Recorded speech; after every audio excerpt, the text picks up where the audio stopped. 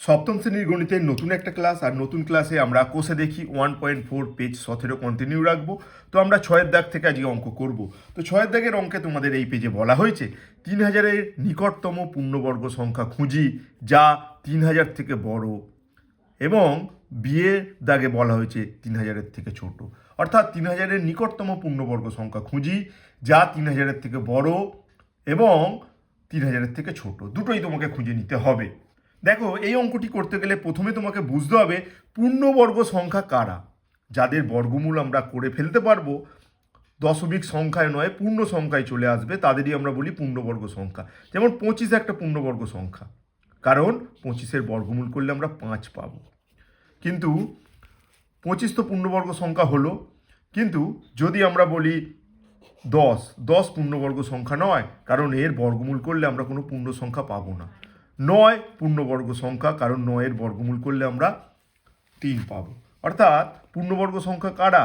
1 square করলে 1 পাই, 2 square করলে 4 পাই, 3 square করলে 9 পাই, 4 স্কোয়ার করলে 16 পাই। এইভাবে নাম্বারগুলো স্কোয়ার করলে আমরা পরপর করে যে নাম্বারগুলো পেতে থাকি সেগুলো সব পূর্ণবর্গ সংখ্যা। 1 পূর্ণবর্গ সংখ্যা, 4 পূর্ণবর্গ সংখ্যা, 9 পূর্ণবর্গ সংখ্যা, 16 পূর্ণবর্গ সংখ্যা। পরবর্তী পূর্ণবর্গ সংখ্যা পেতে গেলে তোমাকে 5 স্কোয়ার করতে হবে, আর 5 স্কোয়ার করলে আমরা কি পাবো? 25। তাহলে 25 হলো একটি পূর্ণবর্গ সংখ্যা। এইভাবে পরপর নাম্বারগুলো যদি আমরা স্কোয়ার করতে থাকি আমরা পূর্ণবর্গ সংখ্যা পাই। এখন আমাকে বুঝে নিতে হবে 3000-এর নিকটতম পূর্ণবর্গ সংখ্যা যা 3000-এর থেকে বড় এবং 3000-এর থেকে ছোট। তো দেখো, আমরা এইটা করার জন্য আমরা 3000-কে ভাগ প্রক্রিয়ায় বর্গমূল করার চেষ্টা করব। এবার ভাগ প্রক্রিয়ায় বর্গমূল কিভাবে করতে হয় সেটা যারা দেখোনি, আমরা ঠিক আগের ক্লাসে শিখিয়েছি। তোমরা এই ভিডিওর প্লেলিস্টে একটা লিঙ্ক পেয়ে যাবে, এই ভিডিওর ডেসক্রিপশানে প্লেলিস্টের একটা লিঙ্ক পাবে, আর সেখান থেকে কিন্তু তোমরা ভাগ প্রক্রিয়ায় কী করে বর্গমূল করতে হয় শিখে নিতে পারো। কারণ এই পেজেরই 5-এর দাগে তোমাকে সেই অঙ্কই করতে হবে। তো আমরা এখন 3000-এর বর্গমূল করতে যাব ভাগ প্রক্রিয়ায়। তো দুটো করে শেষ থেকে দুটো করে আমরা জোড় নেব। তো দেখো, শেষ থেকে দুটো করে জোড়, প্রথমে 0 0 আর এখানে 30। এবার 30-এর আমি বর্গমূল করব। 30কে আমরা ধরে আমরা এইভাবে হিসাব করব, 5 5 25, 4 4 16, এইভাবে গণনা করব। দেখো, 5 5 25, 4 4 16, 6 6 36, 6 6 36 যদি আমি করি তাহলে 30-এর থেকে বেশি হয়ে যাচ্ছে। তার জন্য আমি 5 5 25 ঠিক এইটাকে নেব, 5 5 25 এইটাকে নেব। এবার আমরা 30 থেকে 25 বিয়োগ করব 5, পরের জোড়টা না পাবো, অর্থাৎ দুটো শূন্য না পাবো, আর 5-এর ডবল মানে 5কে 2 দিয়ে গুণ করে যা হয় সেটা এখানে আমরা বসিয়ে নেব, অর্থাৎ 10। এবার 10-এর পিঠে আমরা নাম্বার বসিয়ে সেটা দিয়ে গুণ করব, অর্থাৎ 10-এর পিঠে যদি আমি 1 বসাই 1 দিয়ে গুণ করব, 101। কিন্তু এখানে তো আছে 500, তাহলে 101 ওর তুলনায় ছোট। তাহলে আমরা কত পর্যন্ত ক্যালকুলেশন করতে পারবো? আমরা যদি 5 বসাই 10-এর পিঠে আর 5 দিয়ে গুণ করি 525 হবে। তো 525 তো বেশি, কার থেকে বেশি? 500 থেকে বেশি। তাই আমরা 5 দিয়ে যেতে পারবো না, আমরা 4 বসাবো আর 4 দিয়ে যাব। তো 4 দিয়ে গেলে এখানে 4 বসাবো, তাহলে 104, তাকে 4 দিয়ে যদি গুণ করি 4 বসিয়ে, 4 4 16 আর 4, তার মানে এটা হবে 416। এটাকে আমরা বিয়োগ করলে কত পাচ্ছি? আমরা যদি বিয়োগ করি এখানে 4 হাতে 1 2 84। অর্থাৎ 3000 তো একটা পূর্ণবর্গ সংখ্যা নয়। 3000-কে যখন আমরা বর্গমূল করতে গেলাম 84 অবশিষ্ট থাকলো।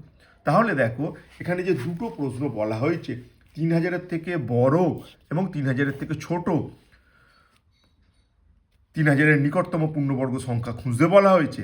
তা সেই সংখ্যা আমরা কিভাবে খুঁজবো? এখন 3000-এর থেকে যদি আমি 84 বাদ দিয়ে দিই, 84 যদি কমিয়ে নিতাম তাহলে কিন্তু বর্গমূল করতে পারতাম। তাহলে 3000-এর থেকে ছোট, 3000-এর নিকটতম পূর্ণবর্গ সংখ্যা 3000 মাইনাস 84। তাই জন্য আমি লিখব, আগে আমি বিয়ের দাগের অঙ্কটা করে ফেলছি, তারপর আমি এর দাগের অঙ্ক করব। তো বিয়ের দাগের অঙ্কটা আমি করে ফেলছি আগে। তো বিয়ের দাগের অঙ্কটায় আমরা কি বলবো? আমি 3000 থেকে 84 বাদ করব। 84 বাদ করলে কত পাচ্ছি? 84 বাদ করলে আমরা পাচ্ছি কত? যদি আমরা 84 বাদ দিই 3000 থেকে, বিয়োগ করে দেখে নেবে। তো বিয়োগ করে দেখে নিলে আমরা পাবো 2916। এই 2916 যে আমরা 84 বাদ দিয়ে পেলাম, এটা কিন্তু পূর্ণবর্গ সংখ্যা, 3000-এর নিকটতম এবং 3000-এর থেকে ছোট। 84 যেই বাদ দেবো, 84 বেশি আছে বলে 3000 পূর্ণবর্গ হচ্ছে না, যেই 84 কমিয়ে দেবে তার বর্গমূল করতে যাবে, সঙ্গে সঙ্গে তুমি যদি এখন এইটা 2916 এর বর্গমূল করতে যাও, সঙ্গে সঙ্গে তুমি কিন্তু বর্গমূল করতে পারবে। তো আমি বর্গমূল করে একটু তোমাদের দেখাবো। 3916, তো দেখো বর্গমূল যদি করি, দুটো করে জোড় করে নিয়ে 5 5 25, এখানে 4 1 6, তাহলে 5-এর ডবল কত? 5-এর ডবল তো 10, আর 10-এর পিঠে যদি এখন আমি 4 বসাই আর একে যদি আমি 4 দিয়ে গুণ করি, তাহলে 416 হবে, তার মানে 416। দেখো এই যে 2916 কিন্তু পূর্ণবর্গ সংখ্যা, এবং যার বর্গমূল করলে আমরা কত পাবো?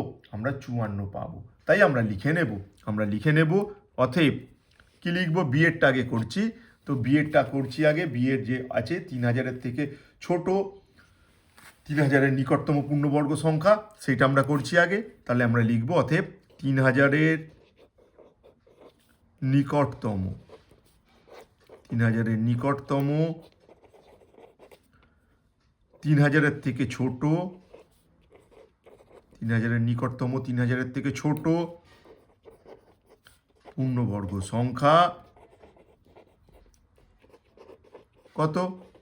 পূর্ণবর্গ সংখ্যা হলো 2916। তো কিভাবে এই 2916 আমরা পৌঁছে গেলাম, নিশ্চয়ই আশা করব সকলে বুঝতে পেরেছ। এরপর আমরা এর দাগের অঙ্কটা করব 3000 থেকে বড়, 3000-এর নিকটতম পূর্ণবর্গ সংখ্যা। দেখো পূর্ণবর্গ সংখ্যাগুলো কিভাবে আসে, পরপর নাম্বারের square, 1 square, 2 square, 3 square, 4 square, 5 square. তাহলে এই যে 54 স্কোয়ার, তার পরবর্তী পূর্ণবর্গ সংখ্যা কি হবে? নিশ্চয়ই 55 স্কোয়ার। 54 স্কোয়ার করলে আমরা কত পাবো? আমরা পাবো 2916। এবার 54 স্কোয়ারের পরবর্তী যে পূর্ণবর্গ সংখ্যা, সেটাই হবে 3000-এর থেকে বড় এবং 3000-এর নিকটতম পূর্ণবর্গ সংখ্যা। 54-র পরবর্তী পূর্ণবর্গ সংখ্যা, 54 স্কোয়ারের পরবর্তী পূর্ণবর্গ সংখ্যা কিন্তু 55 স্কোয়ার। তোমাকে এই কথা মনে রাখতে হবে। তাই আমি কি লিখে নেব? দেখো আমি যদি এর দাগের অঙ্কটা করি, যেহেতু এখানে 54 পেয়েছি আমরা করব কি 54 প্লাস 1 তার স্কোয়ার সমান 55 স্কোয়ার, অর্থাৎ 55-কে 55 দিয়ে গুণ করতে হবে। 55-কে 55 দিয়ে গুণ করলে কত হবে? 25 30। তো এই গুণটা আমরা কি করে করলাম? শেষ ডিজিট যদি 5 হয়, তার স্কোয়ার আমরা সহজে নির্ণয় করতে পারি। এই ট্রিক্সটা কিন্তু শিখে রাখো। দেখো 5 আছে, তাহলে শেষে 5 আছে বলে আমরা এখানে 25 বসিয়ে নেব। আর 5-এর আগে কি আছে? 5-এর আগে আছে 6। 5-এর আগে মানে এখানে 5-এর পরে, 5-এর থেকে বড় নম্বর 6, সেই 5 আর 6 গুণ করলে কত হয়? 30। এইভাবে কিন্তু আমরা স্কোয়ার করতে পারি। ধরো 65 স্কোয়ার করতে হবে, তো কি করে করব 65 স্কোয়ার? দেখো এখানে 25 বসিয়ে নেব, আর 6-এর পরবর্তী নাম্বার 7, তাহলে 6 আর 7 গুণ করলে 42। এইভাবে আমরা সহজে করতে পারি। তো যাই হোক, প্রসঙ্গ এটা অন্য। তো এখন আমরা পেয়েছি কত? 54 প্লাস 1 স্কোয়ার করলে 55 স্কোয়ার, 3025। তাহলে আমরা কিন্তু লিখব এটাই হলো সেই নাম্বার যে 3000-এর থেকে বড় এবং 3000-এর নিকটবর্তী পূর্ণবর্গ সংখ্যা। অতএব আমি কি লিখব? 3000-এর নিকটতম, 3000-এর নিকটতম, 3000-এর থেকে বড়, 3000-এর থেকে বড় পূর্ণবর্গ সংখ্যা কি হবে? 3000-এর থেকে বড়, 3000-এর নিকটতম পূর্ণবর্গ সংখ্যা কি হবে? পূর্ণবর্গ সংখ্যা হবে 3025। 3025। তো এই গেল তোমাদের 6 দাগের অঙ্ক। 6 দাগের অঙ্কের পরে আমাদের করতে হবে 7 দাগের অঙ্ক। তাহলে দেখো 7 দাগে আমাদের কি বলা হয়েছে?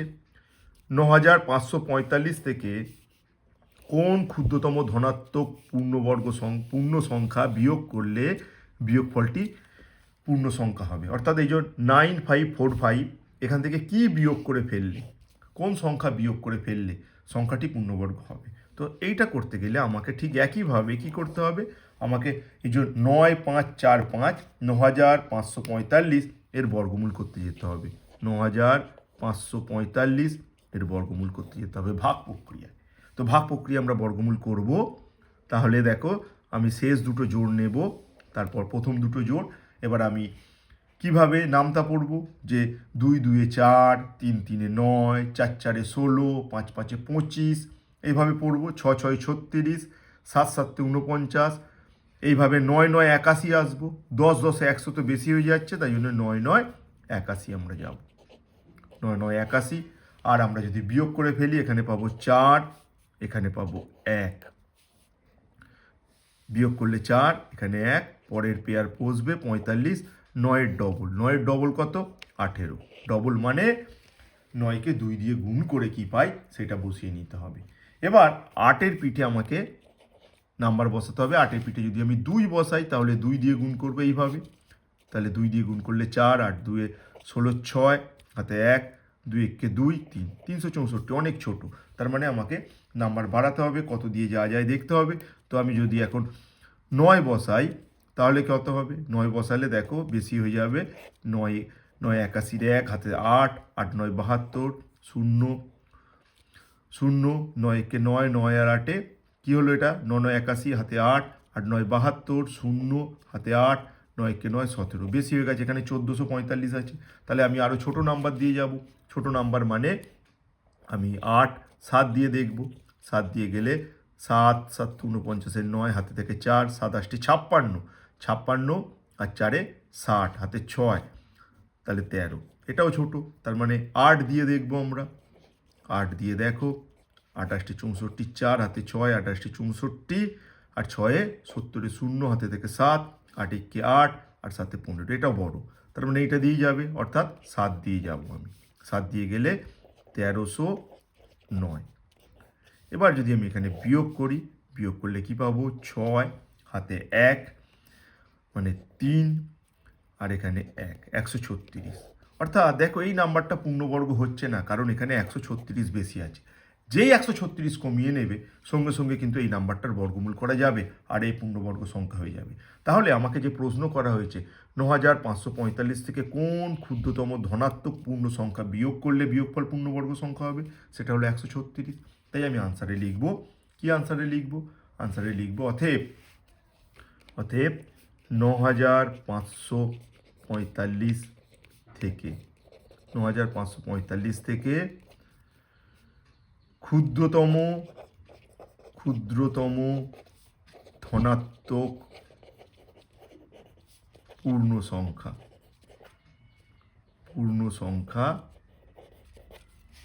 ক্ষুদ্রতম ধনাত্মক পূর্ণ সংখ্যা কত না 136। 136 বিয়োগ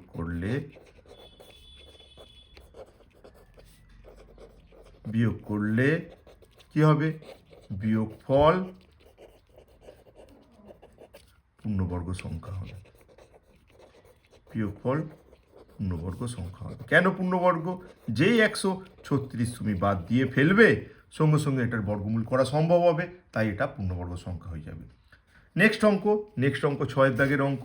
তো 6-এর দাগের অঙ্ক কী রয়েছে দেখে নেব। 6 নয়, এটা অ্যাকচুয়ালি 8। বইয়ে ভুল পেন্টিং আছে, এটা খেয়াল করো। 8 5050 এর সাথে কোন ক্ষুদ্রতম ধনাত্মক পূর্ণ সংখ্যা যোগ করলে যোগফল একটি পূর্ণবর্গ সংখ্যা হবে, সেটা লিখতে হবে। তো তার জন্য আমাকে কি করতে হবে? তার জন্য আমাকে 5050-এর বর্গমূল করতে হবে। ভাগ প্রক্রিয়ায় বর্গমূল করতে যাব। তো বর্গমূল হবে কি হবে না সেটা পরের বিষয়, কিন্তু 5050-এর সাথে কোন ক্ষুদ্রতম ধনাত্মক সংখ্যা যোগ করলে যোগফল পূর্ণবর্গ সংখ্যা হবে আমরা নির্ণয় করার চেষ্টা করব। তার জন্য ওটাকে আমরা বর্গমূল করার চেষ্টা করব। তাহলে ভাগ প্রক্রিয়ায় এটাকে আমরা বর্গমূল করার চেষ্টা করব। যেমনটা বলছি, শেষ থেকে দুটো করে জোড় নিয়ে নেব। তো কত দিয়ে যাবে? 7 7 49, 7 7 49, কারণ 28 64 বেশি হয়ে যাবে, 1 5 0। আর 7-এর ডবল কত? 7-এর ডবল হচ্ছে 14। 7কে 2 দিয়ে গুণ করে। এবার এর পিঠে যদি তুমি 2 বসাও, 14-র পিঠে যদি 2 বসাও বেশি হয়ে যাবে। দেখো তাহলে 4 8 2 284, 150-এর থেকে বেশি। তার জন্য আমাকে কত বসিয়ে নিতে হবে? আমাকে 1 বসিয়ে নিতে হবে, অর্থাৎ 141 ইন্টু 1, তার মানে 141। তাহলে 141 1 দিয়ে যাব, 141 বিয়োগ করলে 9। এবার তোমাকে বলেছে 5050 এর সাথে কত যোগ করলে যোগফল পূর্ণবর্গ সংখ্যা হবে। দেখো পূর্ণবর্গ সংখ্যাগুলো কিভাবে আসে, প্রথম পূর্ণবর্গ সংখ্যা 5050-এর আগের 71 স্কোয়ার, তার পরবর্তী পূর্ণবর্গ সংখ্যাটা আমাকে খুঁজতে হবে, যেটা হবে 72 স্কোয়ার। তাই আমি লিখব 5050 এর নিকটতম 5000-এর থেকে বড়, 5050 থেকে বড় পূর্ণবর্গ সংখ্যা। তার আগে আমাকে খোঁজ করতে হবে নিকটতম 5050-এর থেকে বড় পূর্ণবর্গ সংখ্যা। কি হবে? দেখো, 71 স্কোয়ার করলে 5050-এর আগের পূর্ণবর্গ সংখ্যা পাবো, 9 কমিয়ে নিলে এখান থেকে। আর 5050-এর পরবর্তী পূর্ণবর্গ সংখ্যা পাবো 71, এই 71 প্লাস 1 তার স্কোয়ার, অর্থাৎ 72 স্কোয়ার করলে। তাহলে 72 স্কোয়ার করলে কত হবে? 72 ইন্টু 72 করলে 4, 144, 7 দুগুণে 14, 4 হাতে 1, 7 7 49 আর 50, তার মানে হচ্ছে 4 8 1 5। আর একবার ক্যালকুলেশনটা আমরা দেখে নেব, এই গুণটা একবার দেখে নাও। তো গুণটা দেখে নিলে কি পাবো? গুণটা দেখে নাও, 7 দুগুণে 14, 4, এখানে 2 2 4, 7 দুগুণে 14, আবার এখানে 7 দুগুণে 14, হাতে থাকে 1, 49 50, তার মানে 4 8, 4 8, এখানে 1 5, 5 1 8 4, 5 1 8 4। এবার যদি 5 0 5 0 অর্থাৎ 5050 5 1 8 4 হয়ে যায়, তাহলেই সে পূর্ণবর্গ সংখ্যা হয়ে যাবে। তাই এইটা থেকে কত যোগ করলে এটা পাবো? তো তার জন্য আমাকে বিয়োগ করতে হবে 5184, এখান থেকে 5050 আমাকে বাদ দিতে হবে। তো বাদ দিলে কত পাবো সেটা আমাকে দেখতে হবে। 5184 থেকে তোমাকে 5050 বাদ দিয়ে দিতে হবে। 4 3, এখানে হচ্ছে 1, অর্থাৎ 134। তাই আমরা লিখব, আমরা কি লিখব? আমরা লিখব 5050-এর সাথে, অতএব আমরা লিখব অতএব 5050-এর সাথে 5050-এর সাথে ক্ষুদ্রতম ধনাত্মক পূর্ণ সংখ্যা কত? 134 যোগ করলে কি পাবো আমরা? যোগ করলে যোগফল কি হবে? যোগফল একটি পূর্ণবর্গ সংখ্যা হবে। যোগফল একটি পূর্ণবর্গ সংখ্যা হবে। তো আমরা এইভাবে এই পেজে তোমাদের 6 7 8 এই 3টে অঙ্ক করলাম। তো আশা করব তোমরা অঙ্কগুলো বুঝতে পেরেছো। নেক্সট ক্লাসে আবার তোমাদের সাথে দেখা হবে নতুন অঙ্ক নিয়ে। তোমরা দেখতে থাকো আমাদের গোল্ডেন ডে ইউটিউব চ্যানেল। ধন্যবাদ।